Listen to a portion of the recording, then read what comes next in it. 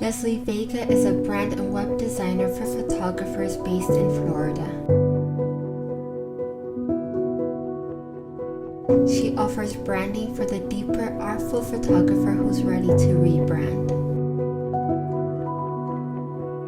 In this episode, Leslie joins me for the third year in a row. We chat about what photographers can do to get more bookings in the upcoming wedding season. You are in for a treat as Leslie shares her expertise in web design and branding for wedding photographers.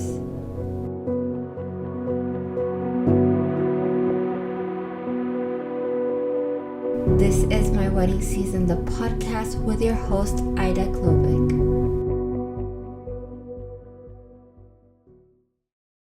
Leslie, welcome back to the podcast. Thank you. I always love to be here. So, And I always love to have you. That's because you are so insightful. You're so nice. And thank you've you. been on so many times already. You're like my, annual co-host, which I love, which is I love it. I'll take that title. I'm yeah.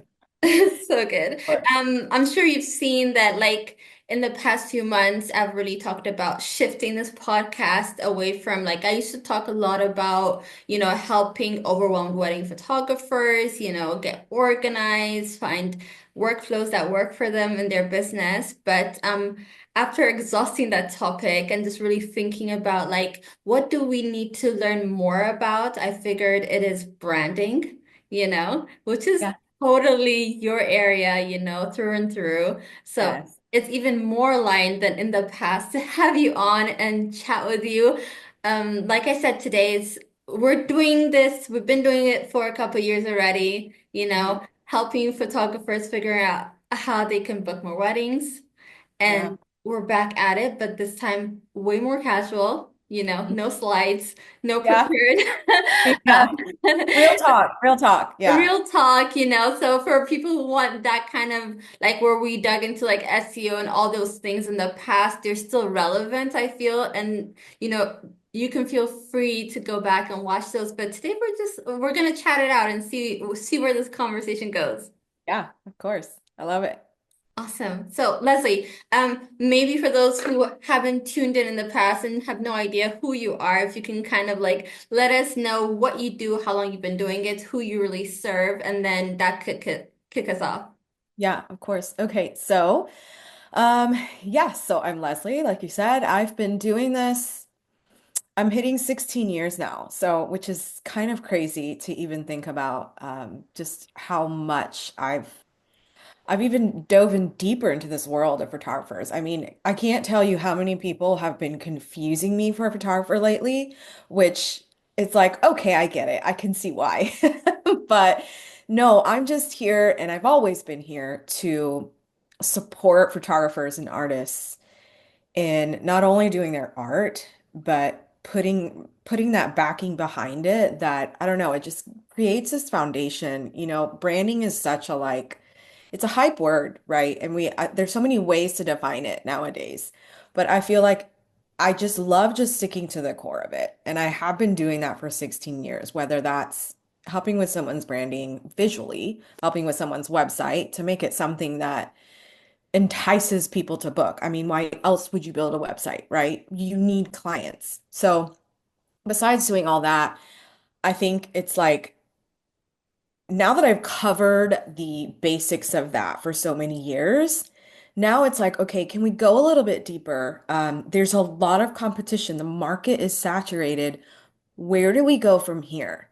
And so that's kind of where I've been at, hitting this 16-year mark is like, there's new ways to look at it, and then there's old ways that still work. And so I'm hitting this like crossroads of rubbing shoulders with photographers who've been in it for decades and the ones that are just now opening their doors. And what do we tell these new ones? Like, yes, this worked for 10 years. It no longer works. Or yes, this worked for 10 years and it still works, All whether right. it's trendy or Yeah. not. I You know like what that I mean? you said that because I think that gives us something to work with. For Yeah, those yeah. listening, what has been working? What is tried and true for all those Yeah. years you've been helping photographers? Well, without getting into the nitty-gritty techie parts of it, SEO is still king, you know? I know that social media has made this immense presence of, since social media became the thing, that yes, we get more eyes. We get more eyes on us. But I feel like there's less of a battle with SEO in terms of fighting an algorithm. Algorithms are like our friend and our enemy when it comes to social media. And I feel like the back door, the workaround to that is going back to the basics of Google still wants the right people to find you, you know? Absolutely. Yeah. I think Google has also been experimenting the past year, where things were changing, where they felt like, when you're searching, I was talking to my husband this morning, like what he's noticed, he's like, oh, last year when he was just trying to see, okay, how are we ranking on Google? He said he saw like there were kind of answers coming up on Google that were like AI generated that wasn't like showing you, oh, this is the photography you're looking for, but kind of like answering a question about wedding photography and stuff, which Mm, for him was quite annoying, he said, but lately mm, he hasn't been seeing it. So we don't know if this is factual of actually how Google's working, but he thinks they rolled that back by thinking, okay, maybe that's not the way. So I think they're also trying to see, hey, times are changing. There's a lot to work with AI and stuff. But at the same time, when someone's searching for a service, I think the end user still wants to find the service provider. Do you know what I mean? yes. Yes. So we do see for our business, for ourselves, that SEO is still working, but that doesn't mean it's gonna always be. And I also think about what kind of wedding photographers are definitely benefiting from SEO ranking. I think it's easier for those of us who are like focused on local weddings because those Yes. keywords are easier to hit. But then Yes. again, I'm sure there are other niches that it works for, but you work with so many photographers. Like, what have you been seeing in the past years? Like, who's it working really well for? Yeah. That's such a great question because that's actually what I was thinking about was, it's not a one size fits all. You've got very different avenues you can take as a photographer and where you can take your brand. Like you have to kind of get specific to really get the right clients because let's say I'm a high-end wedding photographer and I want to do like these massive, beautiful weddings. That photographer is rubbing shoulders with wedding planners more so than hanging out on Instagram. And then there's like the elopement photographers. They like the intimate stuff, the small stuff, but they love these destinations that are just these grand, massive places, but they keep their connection to their client really intimate. Um, that again, so some of those, like when it's elopement, it has a lot to do with destination. So they would be the ones on Google, right? So, and then like I get a lot of the ones that love families and newborns and things like that. Those are the ones hanging out on Instagram because moms are hanging out on Instagram. So you really have to understand who you're serving and where they are instead of trying to fill every box. And so it's, anytime a photographer comes to me and they say, well, I do all the things. And I'm like, yeah, but which one is your bread and butter, your juice, like the one that just gets you going? If you just would focus on that, I'm not preaching, like narrowing down. Some people don't like that, but if you've been in business for like 10 years plus, you have a niche. Whether it's, I can see it in your feed. You can say, I do all the things. I do weddings, I do babies, I do families, I do elopements. I'm like, but yeah, I can tell from your feed which one you shine, really shine in. Have you thought about niching down to that? And some people like the word niche, some people don't like the word niche. I'm just saying what makes it a stronger pull in terms of um, getting that exact client that you love and focusing on the strategies for that client, and thinking about them. So that's Yeah. something that I've been trying to share with photographers a lot. Truly, and like it's just also building a brand around that, right? Like Yes. a lot of people feel like, oh, it doesn't have any flexibility if they're just kind of narrowed down so much. But Mhm. it's just kind of like the smarter business move in terms of Yeah. not confusing potential clients as much, and also for photographers to kind of know, okay, in which direction to push that messaging, Yes. Yeah. right? Yeah. It's a lot harder to write good sales copy for five clients than it is for one. And so that's something to really think about. I mean, I recently saw a friend in a different industry, not even in the photography industry, where you could tell she's really got a heart for entrepreneurship. And she just announced a business that I have no idea what she does because she literally listed like 10 things. And I'm like, well, okay, I don't understand what your business is. So confusion is your enemy in branding and creating a brand. And that's why I always say don't be so afraid to niche, even if it's niching down into two, not necessarily just one. Don't make your life so hard in terms of serving so many people, you know? And then once you find out who you're serving, how do you speak to them? How do they like to book? How do they like to communicate when they're booking with you? You know, everything is really, some people I say, hey, if you're serving multiple clients, then what you need is a personal brand. They need to know your name, right?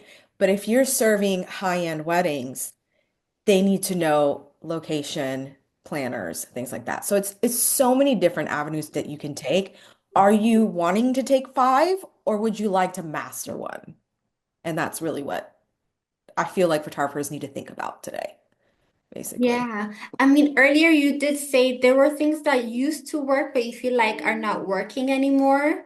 Can you expand a little bit on that? What are you talking about in that sense? Um, I would say, again, depending on your client, right? So, because there's so much more clarity now in how specific markets like to book and connect to a photographer, the one size fits all is not working anymore. The very lengthy form on your contact page, which client is going to sit down and fill that out, and which client's just going to be like, oh gosh, no, I don't have time for that, you know? So if you are photographing families, mom doesn't have time to sit and fill out a 20 question questionnaire with long form answers. You have to think about who you're serving. And so these one size fits all forms, you have to get a little bit more specific on the client experience. So things like that, I'm seeing like little website trends, things that are working for certain markets and things that are not working for, and that's an example of one. So also, just sticking to social media. Like for a while, Instagram really was just booking everybody. Some of them didn't even need websites. For the Now, longest, for right? the Like, longest time, it was just yeah, it's bam, true. bam, I saw you on Instagram, I want you. Now people are being more picky about how they're spending their money. And so now, because there's just it's like an overstimulation of content and options. So now people are wanting to narrow down and say, okay, I really like this photographer. I like her personality, but I need to know more specifics. And then you click and there's no website to see further information and they walk away. People want the details now. At least a high majority of people do. Or they at least want to click a link and know how to contact you and see you face to face, talk to you through it, ask questions, more questions. It's no longer, hey, I found you on Instagram. Let's do this. You Oh, I know? want to spend more time on that because, like, Yeah. a lot of things are coming to mind once you said that. Because I feel like more and more, as times are changing online, as more and more there's fraud happening, Yeah. I Yeah. think that like photographers, we have to build so much trust more Yes. than before because even me, let alone from our side where it could be any photographer who's stolen any images on Instagram, just put it out there.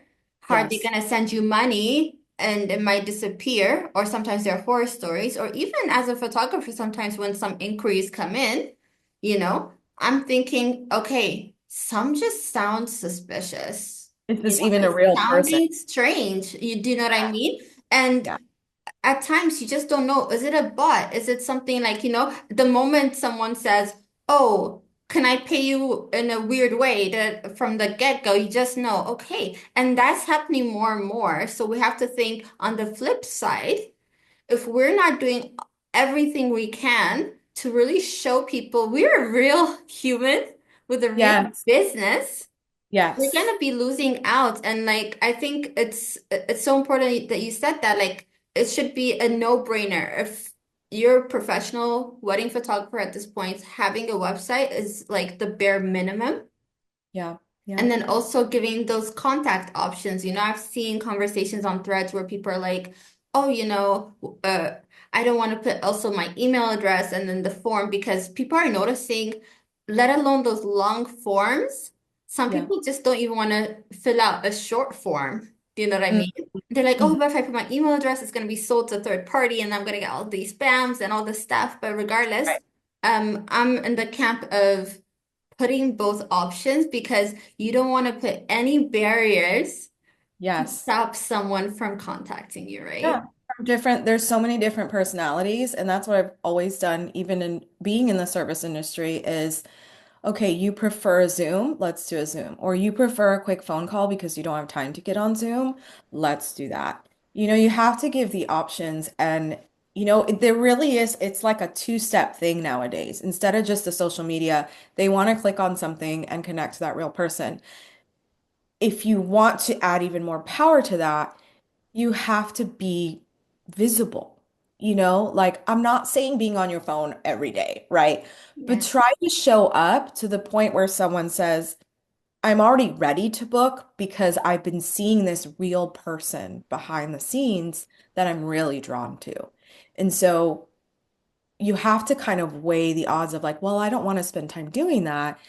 But that is what the people who are booking are putting their time into that, because they're showing, hey, here's a real person that's doing real work and you can trust me, right? And so, and again, it's very different. That works for so many, whereas a very high-end one would be, I would like to see what planners you're connected to. I would like for my planner to tell me about you. That in a different way is, okay, well, how are you showing up? You're showing up in the form of building relationship with planners. And so those planners remember you personally. So there's a lot of a personal connection that I think people need to be a little bit more open-minded about and not hide behind their work as much. So whether Yeah. that's connecting through social media or connecting to the right vendors. Totally. And just speaking about showing up in video form online, I think Yeah. it's also important to think about, okay, a lot of people are uncomfortable just showing up spontaneously with the phone facing Yeah. them when they need to say something. Or it simply might not match the type of brand they've built. Like what I've seen from some luxury wedding photographers, for example, is like the type of reels they're posting is where it's been pre-planned. They kind of like have a studio set up and the lighting is perfect. They're dressed like that. And that's Mhm. kind of like how they're showing up. And I'm sure it's working for them. Number one, looks super professional, high end, and Right. it works for their high-end luxury Right. clients. And maybe they feel more comfortable because they have several takes. So that's Yeah. like an option that people can use, or you're creating this kind of like very easy, low Mhm. key type of relationship with your clients, and you're comfortable just getting on the phone and sharing a little bit about yourself, your day, whatever. And that's a Yeah. different way to connect, but there are different ways to go about it. But at the end of the day, I feel like these two options are again showing, okay, there's a real person, you can trust Yeah. this person, you can feel their vibe. Hey, are we gonna get along?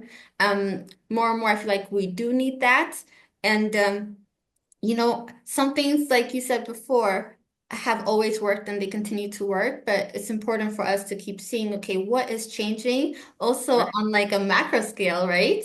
And how do we need to be adaptable to keep our business going? Right. Yeah. And if you really think about it, when you get confused about when the word brand is thrown out there, you are actually building your brand by doing that. That is a prime example of here's my brand, here's the person behind it, here's what I'm doing. You're not actually getting on there and saying, this is what my brand is all about. No, this is a more practical way of defining building a brand. That person who's doing behind the scenes without it being curated or lit, that's their brand. They are a laid back brand that someone can really connect to. Whereas the high end one, their brand is, hey, we dot our I's, cross our T's. We are all about the details. We are high-end experience. So that in itself is building a brand. If anyone's confused about that word, start there. Because brand in term is really just about the experience and the kind of person somebody's working with. It's Yeah. not just about logo design. So, Sure. Yeah, that's what I always try to say, even though yeah. it's a part of it to kind of encapsulate that, but you're better off talking more about that because you're Yeah, yeah, talented in creating those and feel free to yeah, talk about that afterwards. But it's also just paying attention to the different touch points, right? And yes. for people starting out in the business, I'm sure it's just difficult to really grasp that. We all are not like perfect. We learn as we go, but like if someone comes to you and they're pretty fresh in the business, and like you said, most of the markets are saturated, they want to stand out, they want to build a brand, they want to figure out, okay, what's right for me? Like, what is your advice for like, I know you just said that, like, how you show up and all that, but practically, what else can they be thinking about to figure out what to do? Yeah. I would say if you're just starting out, and I've actually worked with a few photographers recently who are fresh, they literally first they don't have a website yet. They come to me and although the visuals aren't important in the long run, when someone starts there, it becomes this like catapult of confidence where like, oh my goodness. I can't tell you how many times people have said, I just feel so much more professional now visually to where now I can show up. Sometimes people don't want to show up until there's something, some sort of web presence or visual out there that can back up their showing up. So I feel like if you're willing to invest at least in a small scale to have that confidence booster, I would start there. Normally what you hear preached is don't invest in branding until you've been in business for 4 to 5 years. Of course, but there are smaller scale ways to create that confidence booster. And I mean, I just launched somebody who's a small first timer and almost every couple days she's writing me. She's like, "Oh my goodness, I booked another client because they loved my brand and my website." You would never think that that's what's going to do it, but that is like that first step confidence booster for someone. And I actually used to refrain from saying, "Get your branding, get a website up, even if it's a one pager." Because I didn't want them to have to spend the money on something that's just in the beginnings. But what I'm seeing is that the people who do invest in that, they start 5 steps ahead and they're feeling so confident, whereas they no longer feel like an imposter. They're like, no, look at me. Look at me now. This is what people are seeing. I feel confident enough to start showing up. So I'm really seeing that take place lately a lot. So that's kind of been a shift even for me. Like I've always had a good heart, so I'm like, no, don't spend that much while you just open your doors. But what it's doing for people right now is it's making them feel legit and then they start showing up and doing the work. So that's been fun to see lately for the newcomers. So, Yeah, it's interesting you say that because we've had a similar conversation in the past, and you were more of, advocating, hey, give it a little bit of time because right. it is a financial investment. But Yes. I mean, that's the thing. It also changes for you to see, oh, it has a different advantage that you didn't think of, where they're Yeah. feeling like, okay, maybe they're not feeling so insecure to share about their business. You know what I mean? Especially sometimes even now in wedding photography where people who have nothing to do with the industry don't take it that seriously and Yeah. kind of think you're like a hobbyist. Do you know what I mean? Right. And the Right. moment you can be like, oh, yeah, feel free to check out my website, and they see it is a thought out professionally Yes. branded website, they just think, wow, Oh. Yeah, yeah. Like this is And to serious. give my money to you, you mean business here. Yeah. Yeah. It's pretty exciting to see like that is what's catapulting the beginners right now, and standing up, of course, showing up, but if they don't have something to back up their showing up, then there's no momentum in any direction. So, yeah, that's been really big lately. But at the same time, because they haven't been in the business long enough, like what you thought of previously is still legitimate in the sense that, like, do they really know this is the brand that totally speaks to them long term? So, like, Mm, do you design it in a way that is somehow more flexible? Like, what is right. that process like to figure that out to give them a bit of Yes. wiggle room? That's a great question. Yes. So basically, I have them start out again in smaller scale, right? So you're not coming and getting, this 10-page website, that you would have to redo in the future or this full branding ensemble. What you're getting is the simple beginnings. However, one of the key steps when I work with someone who's in the beginning stages is, we do research. Hey, where do you think you're going? In what direction do you think you're going? Where do you envision yourself in 5 years? If that changes a little, that's fine. But knowing those future goals and designing with that in mind and not putting too many things into the package, I think is like the ideal way to start is let's get you to look professional with your 5-year goal in mind. And as that shifts, we will tweak the few things that we have put together, and then that will grow into the larger brand, into the larger website. But that's the key there is the research in the beginning and the questionnaires and the saying, hey, where do you see yourself going? And then asking them questions that they wouldn't know to ask themselves in terms of building a brand. Like, tell me about one of your first few clients, if you've had any yet, that you just absolutely loved and had a great time with. In the long run, that could become your favorite client, or that could become one you don't ever want to work with again. So, describing at least the early experiences help me to look at their journey from the eyes of like being in it for 15 years and understanding their personality and understanding some of the dreams they have that they think they may never meet. And I'm sitting here thinking, oh, you totally could. I can already tell by your personality that this is where you would go. But yeah, starting on smaller scale with the right questions allows for that wiggle room to then build and tweak, basically. Yeah, but at the same time, like it is gonna be the focus on the visuals, right? Like really kind of figuring out, oh, what Yeah. kind of font is gonna speak to what kind of clients, the Yeah. color palettes and stuff, right? Yeah. Because at the end Well, of the and day, that's yeah, what communicates it online.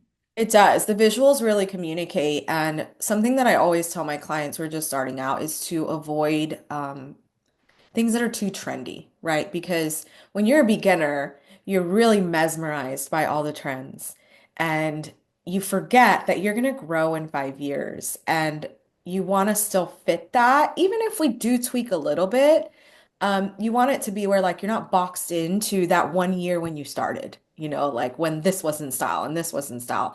So I like to help them navigate and be like, I know you like that, but that trend I know which ones are probably not going to stay forever and which ones have been around for a long time and still work.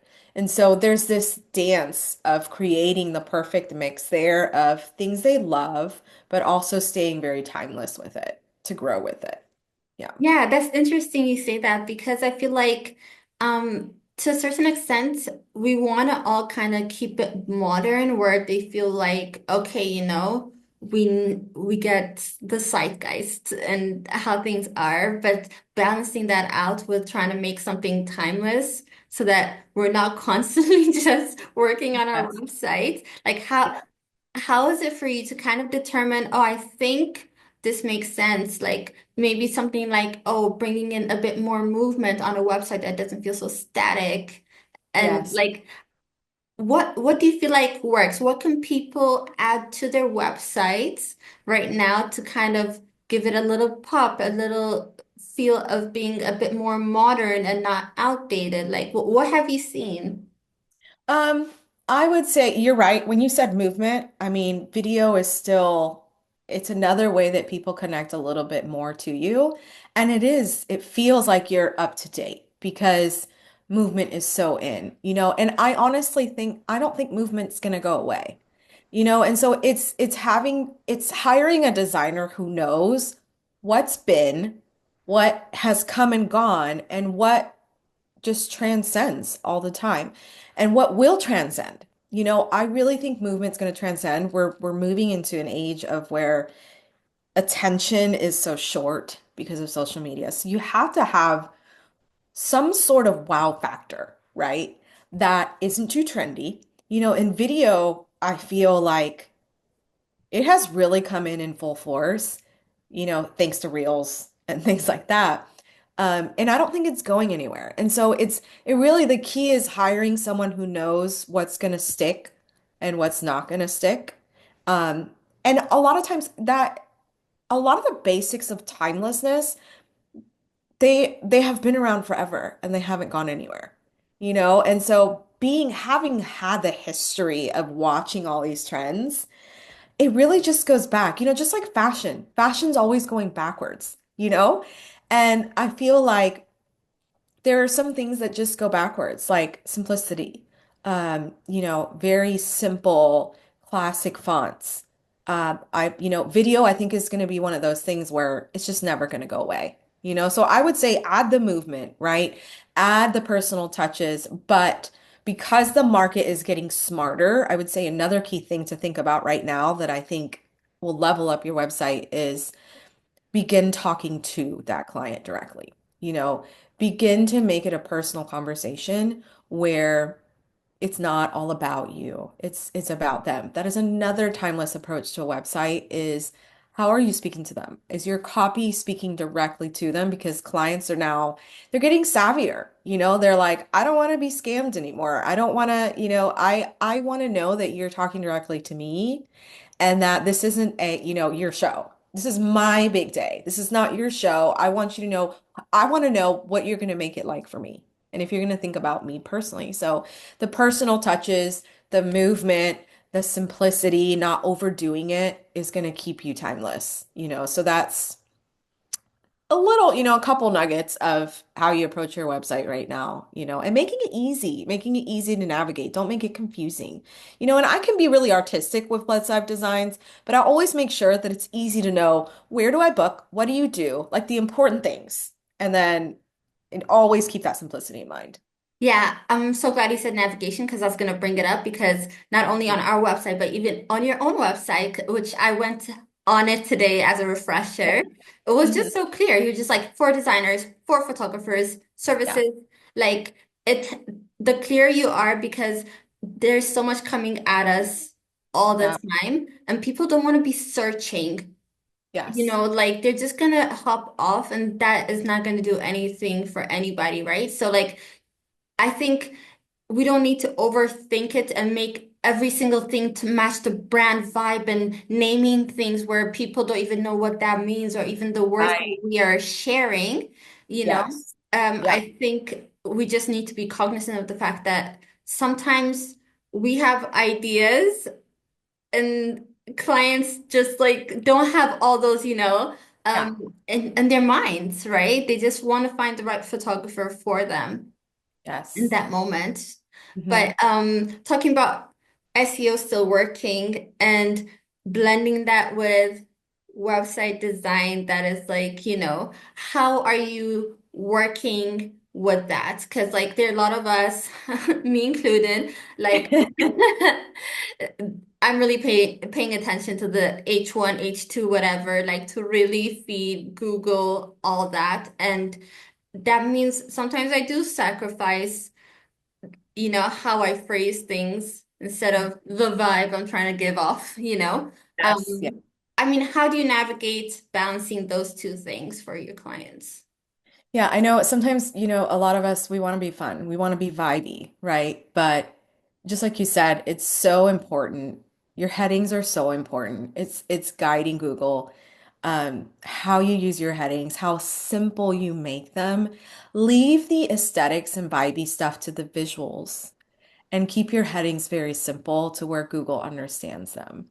That's something that is so important. Now, I will say anytime I tell my photographer clients, your content is so important. Like it's what Google's looking for.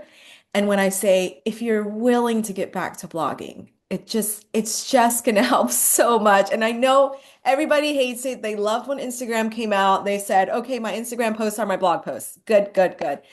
It You have to remember Google still loves blog posts. Why does Google love blog posts? Because of the more of the verbiage that you can put in.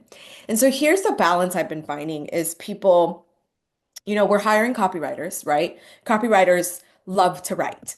And so they write a lot. And so, but what's happening here is we're losing the simplicity of our homepages, our initial impression of knowing what to do. So can we shift that busyness to the blog posts? Be willing to just sit down and do a blog post, even if it's just once a month.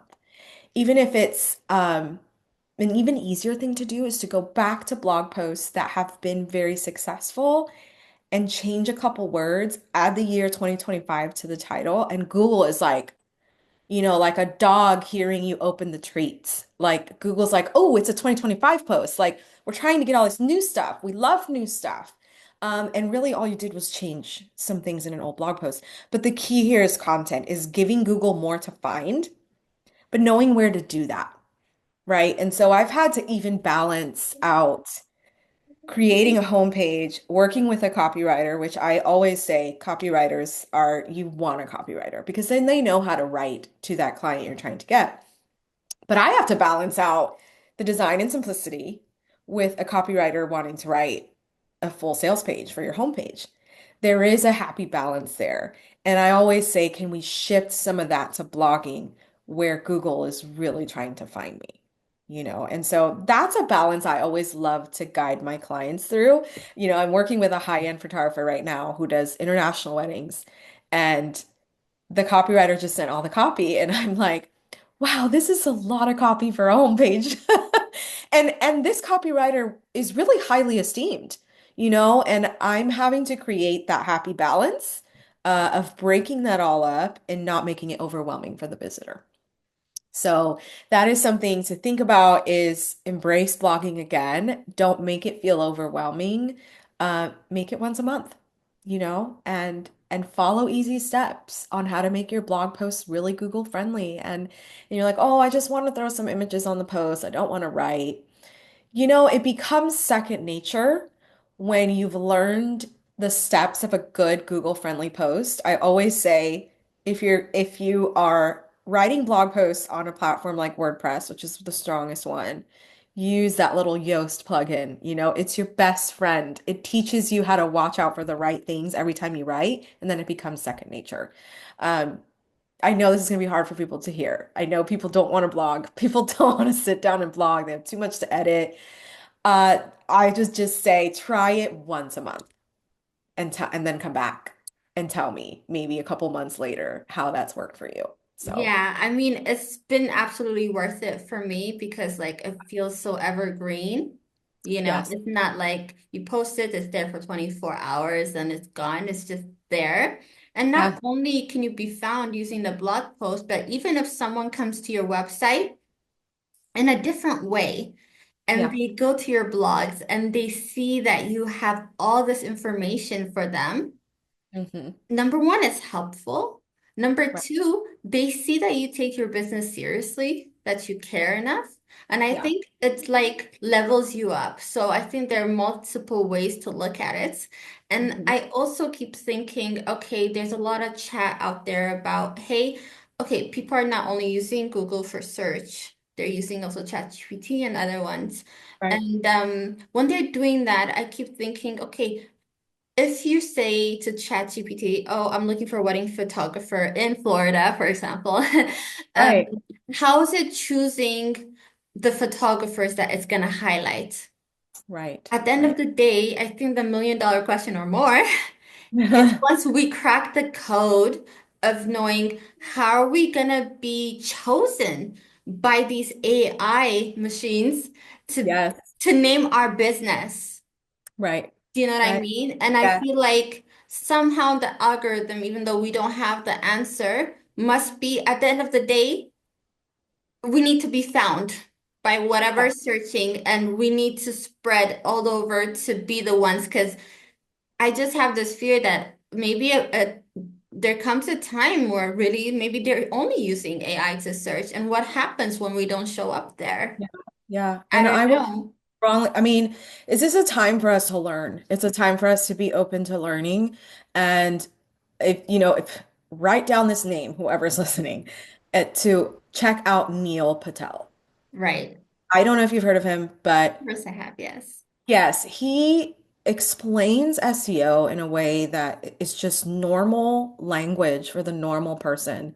And he's been talking a lot about AI and how we learn, okay, what is AI doing through Google and how can I make sure to jump on that bandwagon? But he puts it in a way where it doesn't feel overwhelming and overly techy. And so I would always recommend just eating up everything he gives, everything he spits out, because just get on his email list and he sends tips all the time. Um, but and the more you learn, just be willing to go into this season of learning while this big shift. I mean, AI is like the next, it's like when the internet came out. This is the next big thing. You have to jump in and just be willing to learn, even if it's in small bites. And for me, the small bites have been little emails from Neil Patel. And so if anyone's looking for somewhere to get little bites and nuggets of knowledge, sign up for Neil Patel. And I'm not being paid for this or anything. I'm just saying that's what I've found and that's Right. what I love to listen to. And it's true, like little things that I'm learning is like those AI answers, they're looking for that content. And if you ask something and you look at that AI answer, they're always linking their answer to a specific website where they found that.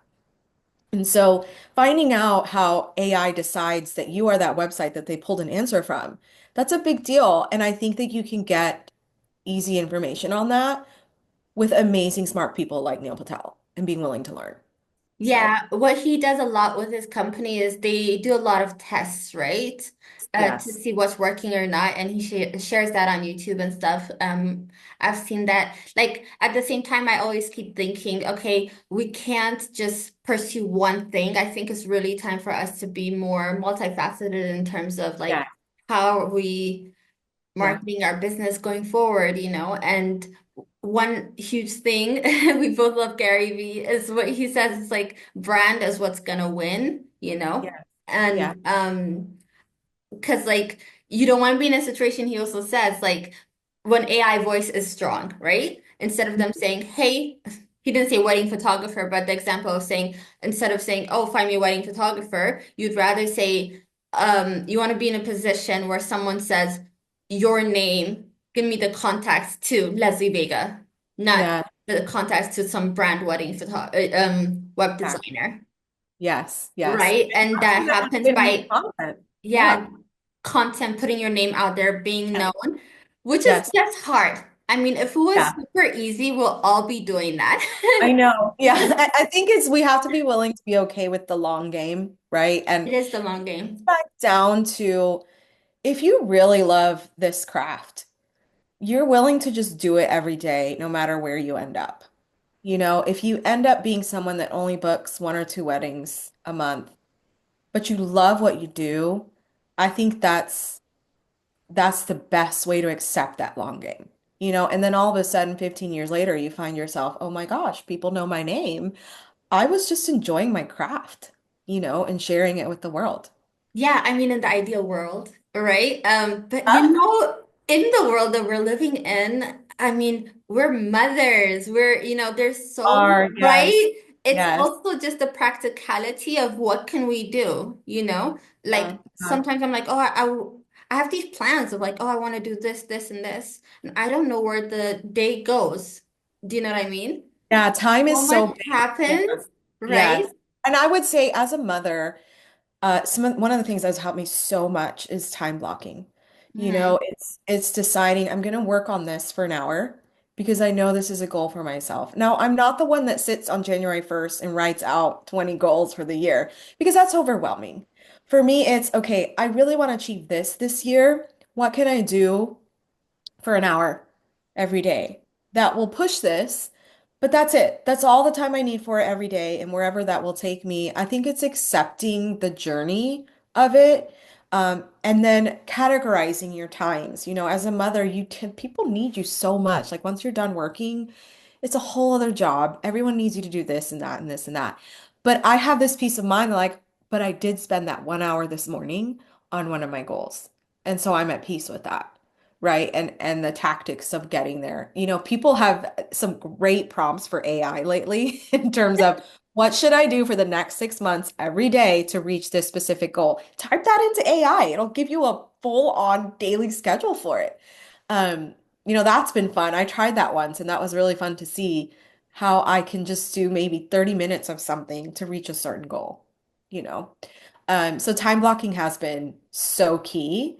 And when it comes back down to that, like enjoying your craft, but still being organized and reaching a certain goal, you've also time blocked just your craft. And then you've time blocked sharing it with the world. I only really share posts when I'm drinking my coffee in the morning because the rest of the day I have to be focused on designing.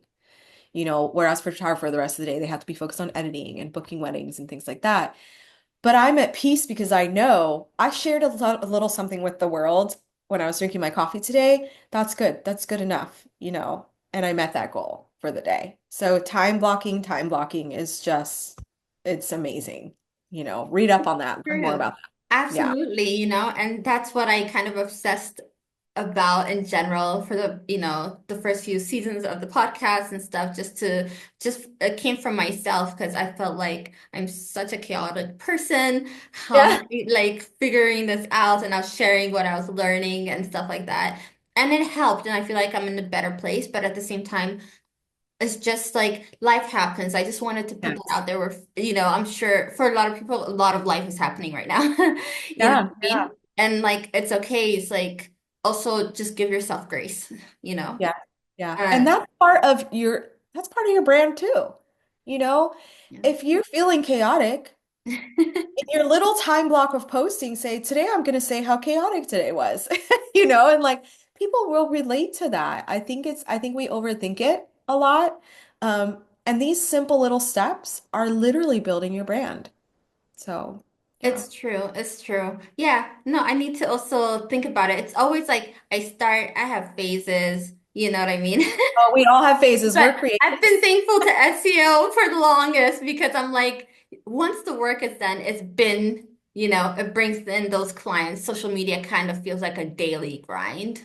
Do you know what I Yeah. mean? Yeah. And it depends on how you're wired for that. Like for It's me, true.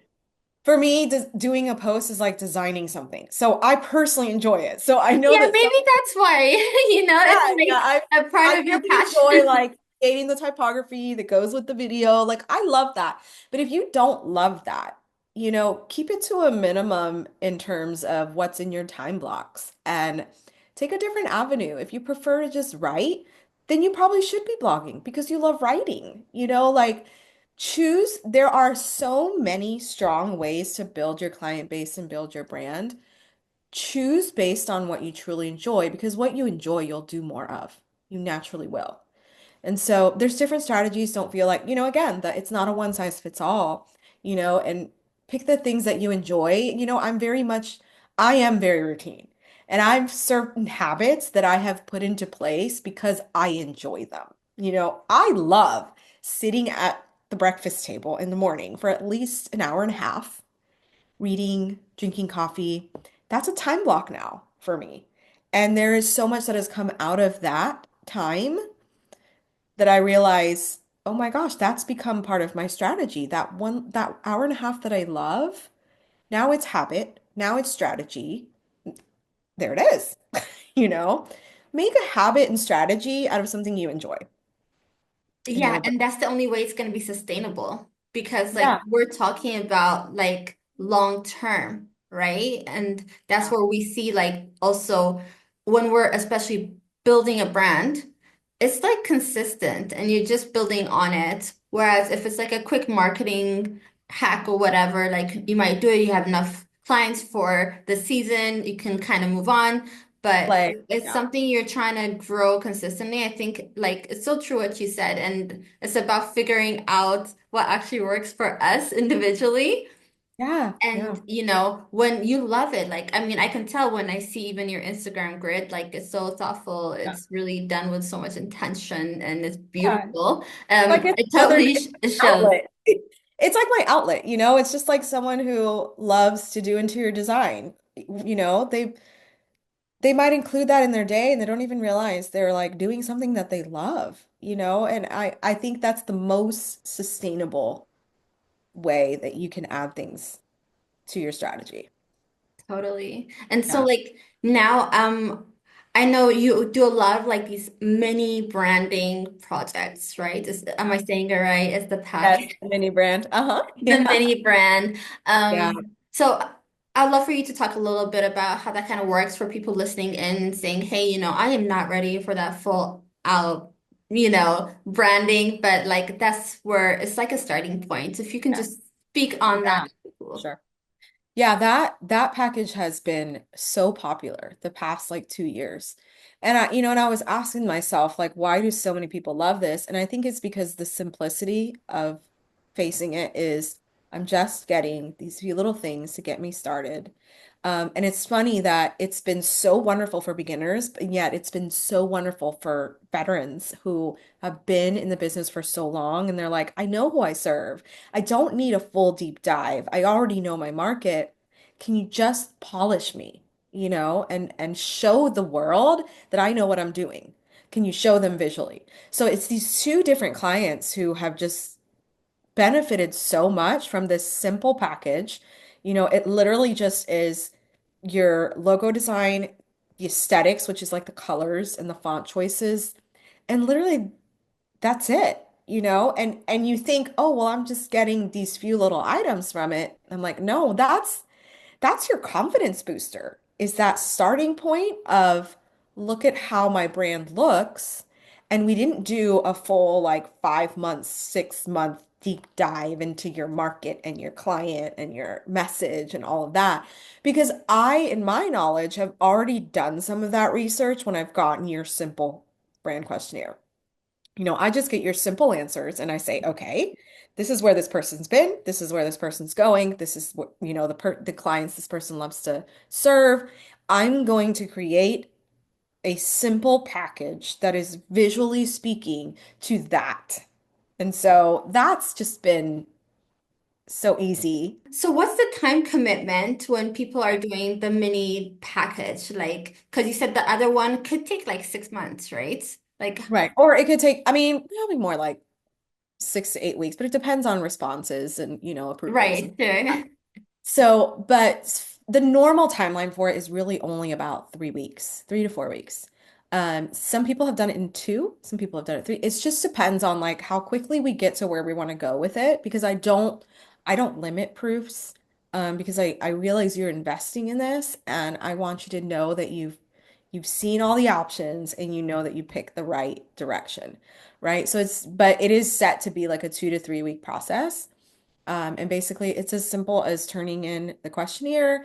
I do the backup research, and you're getting this simple package that you can just use and start really feeling confident in for your brand. So, yeah, Yeah, people and love I think it's important to mention that you've worked with different types of photographers in different niches. Like, I know Yeah. when we see your work and stuff, it has a certain vibe, where Mhm. it's for the soulful, artistic Yeah. photographer. But, Yeah.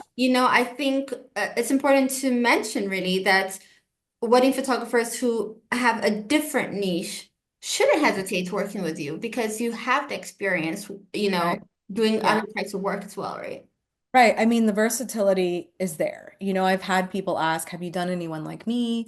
And, preaching to the choir, I need to update my portfolio on my website for sure. Because, yes, there's been so many different kind of photographers that we can take so many different directions with that, and I've been able to rub shoulders with people like this. Like I've been to events, around the world where there's just a different take on brand, in that world and in your market. And that's what I love is being able to explore different aesthetics. I mean, you will see kind of a consistent one on my feed, but then when I tell people, oh, well, no, look at this one and look at this one, they're like, oh my goodness, you've done like five different kinds of photographers with such different vibes.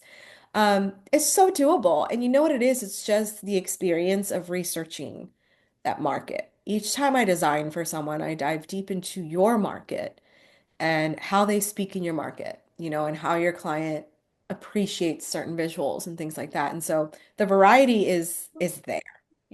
So I always like to tell them the possibilities are endless, and what Yeah, that's amazing. And I saw that like you offer installments and you've told me that you have a special Mhm. percentage off for listeners of the podcast. So if you want to share how much that percentage is and until when it's valid so that people can just jump on this offer, that'd be great. Yes, yes, yes. Okay, so again, it's for the mini brand. It's so popular that I have to give this, offer to anyone listening is you would get like 30% off the whole package. And that's really helpful too because it really is two small installments to begin with.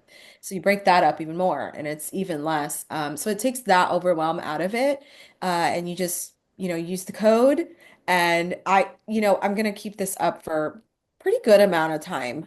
Just as people come across this episode, I want people to be able to see that and just use the code that's going to be provided for this episode for a while now.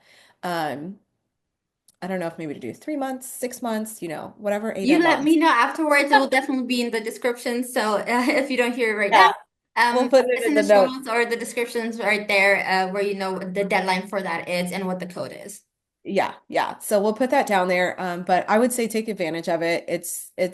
It has been a refresher for so many people, like a breath of fresh air, to just be guided in those first simple steps and feel like they've either started strong with confidence or for the people who've been in business for a long time, they feel like, oh my gosh, I finally look like the level of work that I offer, and that is a great feeling.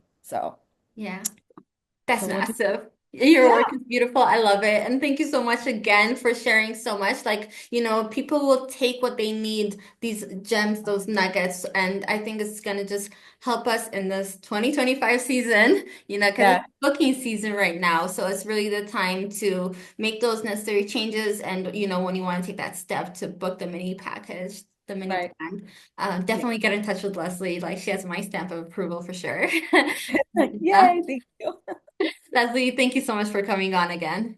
Of course, it's always a pleasure, for sure. Cool.